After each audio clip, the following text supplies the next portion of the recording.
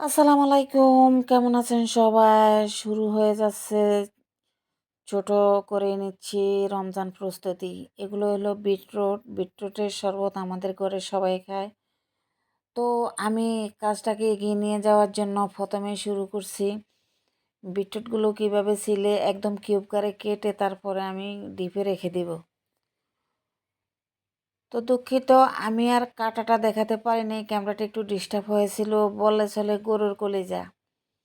আপনাদের মনে কি ভাব বুঝেন তো? এগুলা কি গরুর কলিজা নাকি বিটরুট?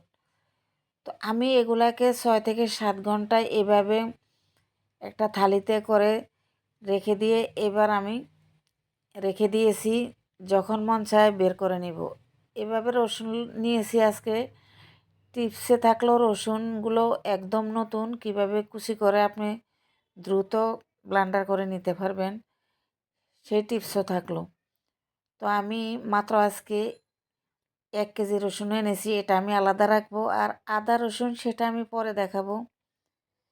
তো একটা একটা করে আজকে করে সেরে নিতেছি, রমজানে যেহেতু অনেক কাজ। তো টিপসগুলো কেমন লাগলো আর এই ছোট্ট ভিডিওটা কেমন লাগলো অবশ্যই ফলো আস করে দিবেন, লাইক কমেন্ট শেয়ার করে দিবেন। আজ এ পর্যন্ত, ভালো থাকবেন, সুস্থ থাকবেন, আল্লাহ হাফেজ। আসসালামু আলাইকুম। কেমন আছেন সবাই? শুরু হয়ে যাচ্ছে ছোট করে নিচ্ছি রমজান প্রস্তুতি। এগুলো হলো বিটরুট। বিটরুটের শরবত আমাদের ঘরে সবাই খায়। তো আমি কাজটাকে এগিয়ে নিয়ে যাওয়ার জন্য ১ম এই শুরু করছি। বিটরুটগুলো কীভাবে ছিলে একদম কিউব করে কেটে তারপরে আমি ডিপে রেখে দিব। তো দুঃখিত, আমি আর কাটাটা দেখাতে পারিনি। ক্যামেরাটা একটু ডিস্টার্ব হয়েছিল। বললে চলে গরুর কলিজা। আপনাদের মনে কি ভাব বুঝেন তো?